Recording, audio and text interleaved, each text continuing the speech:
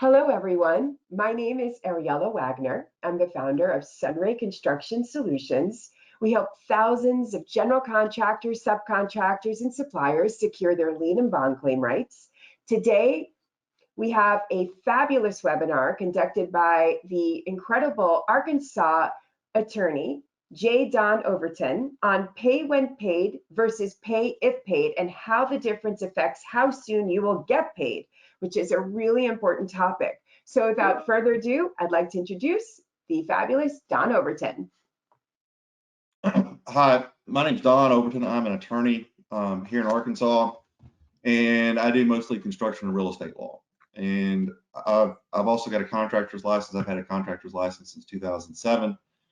And I always tell people that I'm a contractor that practices law as opposed to an attorney that dabbles in construction.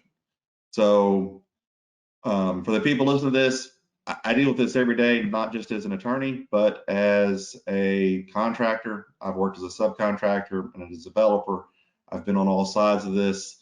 So I've seen it from all sides. So whoever's listening to this webinar, I guarantee I've been in your shoes in one form or another, depending on what your position is. So I'm going to turn off my camera so that way we can just focus on the slideshow. And then, as Ariella said, put any questions in the chat, and then we'll go over those at the end of the thing. So I'm going to turn off my camera, and then we will start on the presentation. So today is on pay when paid versus pay if paid. And a lot of people don't understand that distinction, and that is a very, very significant distinction. As an attorney, I get calls at least every other week from somebody saying that they're owed money on a project. So the first thing I ask them is to send me a copy of their contract, or if they don't have a contract, send me a copy of their proposal or the estimate or the invoice or whatever documentation they have, because I want to see the very first thing that I always look for is if there is any pay if paid language. So that's what this is about today, is to explain what that is, so that if you are working as a subcontractor or supplier, you know to look for that language. And if that language is in there, then you have the opportunity at the beginning of the agreement to try to get that taken out or modified. Once you sign that contract, you're stuck with it. And those can have very draconian effects in terms of you not getting paid if the job goes south. So if you have any questions, if you'll go into the webinar in the chat box, like I said, there, don't put any names or company names, keep it anonymous, and then you can just put in your questions, and then we will go over those at the end. So what difference does it really make? It is a huge difference. It's so huge, it's the difference between whether or not you get paid. We're going to go over the case. So there was a case in the 60s, and then there was another case in 2014. Between the 60s and 2014, there hadn't really been, it'd been an open-ended question, but in 2014, the Arkansas Supreme Court resolved all the questions and made a definitive ruling that if a pay if paid language is in your construction contract, you cannot get paid if you're a subcontractor if the contractor's not been paid first by the owner. And if you're a supplier, you cannot get paid if the contractor hasn't been paid from the supplier, from the subcontractor. The big issue on that also is that you can't file a lien, because you can only file a lien if money is due and hasn't been paid. But under pay if paid, which we're going to go over here in a moment, it's still not due. So the case, and I'm not going to, most of y'all aren't attorneys, so I don't want to bore you with a bunch of legal mumbo jumbo, because most people's brain shuts off if they're not attorneys. But the case is Travelers Casualty v. Suites Contracting. It's 450 Southwest 3rd, 229, 2014, ARC 484, 2014.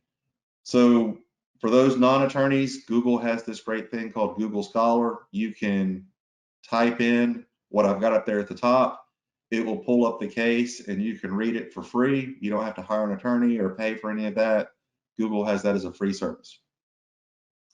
So in that case, The Supreme Court held that the pay if paid clause in this case specified that BCC, so the first question is, who's BCC and why are they not in the title? Well, BCC was Boyd Corley Construction. They were the contractor. Sweets Contracting was the subcontractor under BCC. And so BCC's receipt of payment from the project owner for the work performed by Sweets Contracting was an absolute condition precedent to BCC's obligation to pay SCI for that work. Absolute condition precedent means that that condition must be satisfied in full before the next thing can occur. That's called a triggering event. So that's the pay if paid. So the triggering event in a pay if paid situation is that if the owner doesn't pay the GC, then it does not trigger the general contractor's obligation to pay the subcontractor, whether the work was done or not, whether the work was accepted or not, whether the work is being used or not. None of those factors come into play if there's a pay if paid clause in your contract. So then, after a dispute arose regarding how much compensation SCI was owed under the subcontract, SCI filed a materialman's lien against the Walgreens project, and BCC filed a bond in contest of the lien. That's where Travelers Casualty comes in. Travelers Casualty is who issued the bond. The appellant, Travelers Casualty, issued a lien release bond as surety on behalf of its principal, BCC.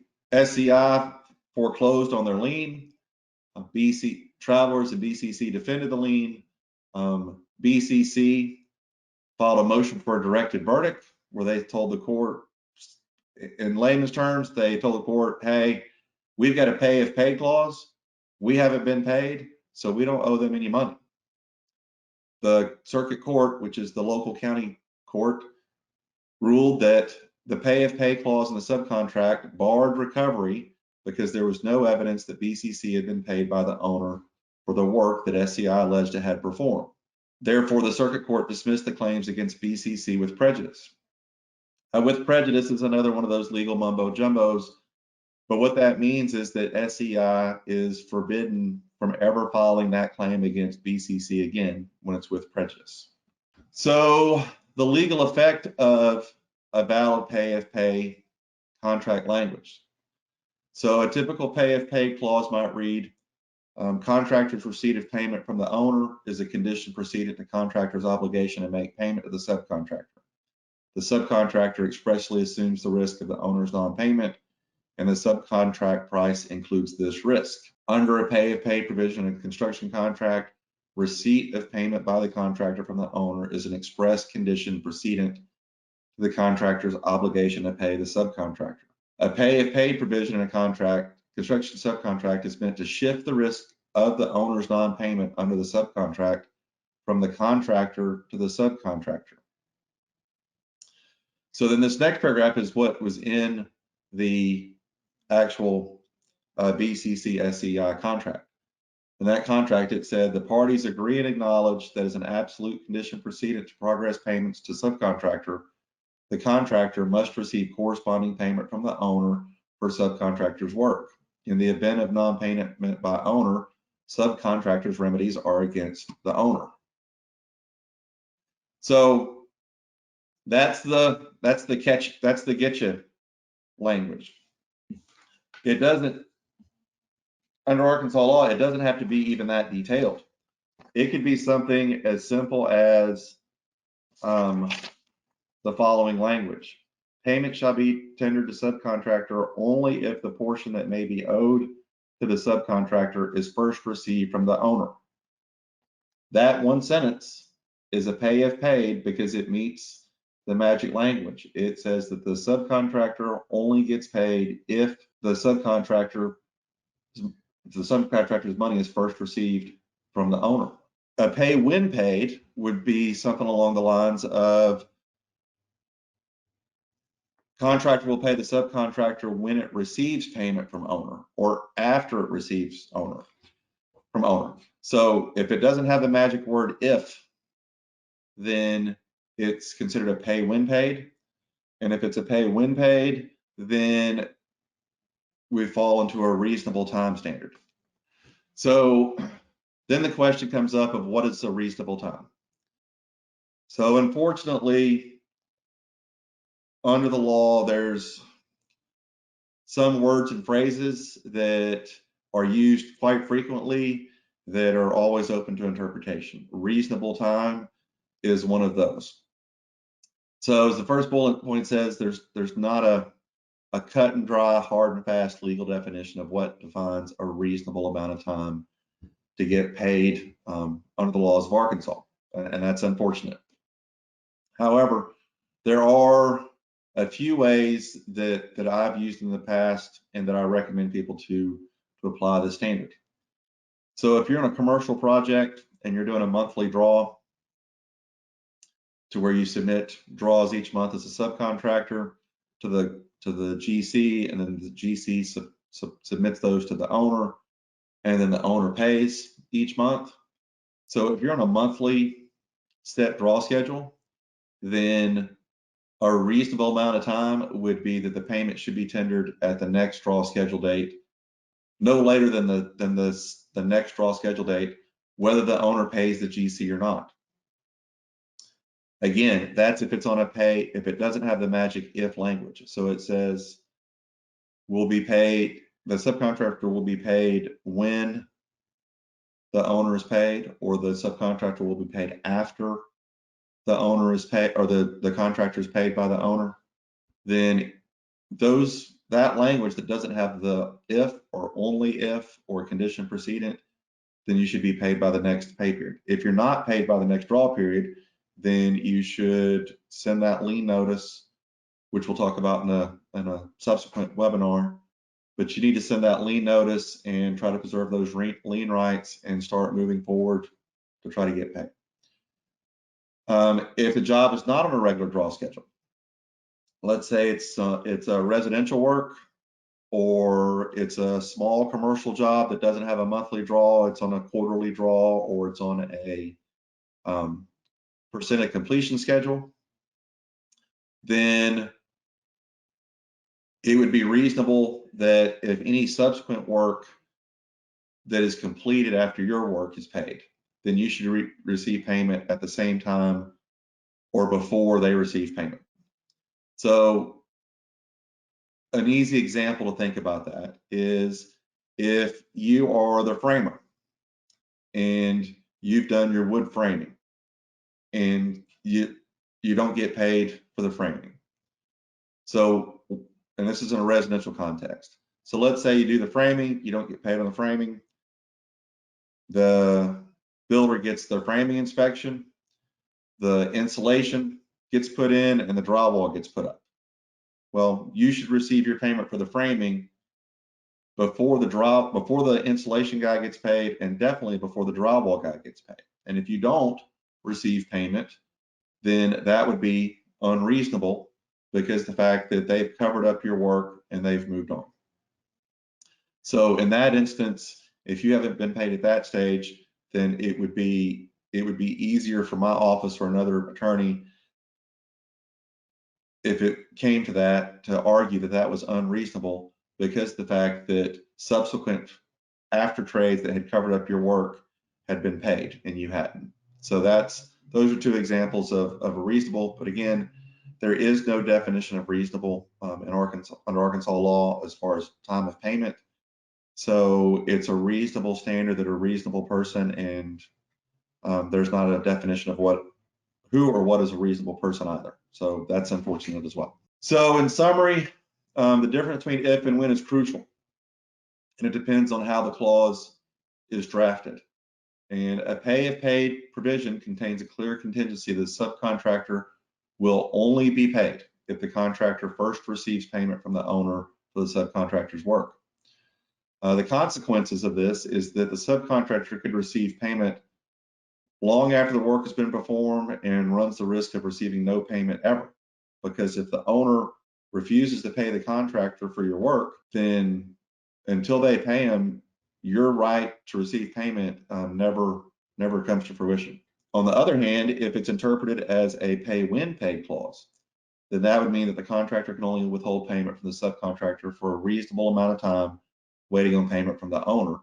And after that reasonable amount of time has passed, then the contractor should make payment to the subcontractor, even if they've not received payment, because the burden has not shifted. Under the pay if paid clause, the burden to receive payment shifts to the subcontractor from the contractor.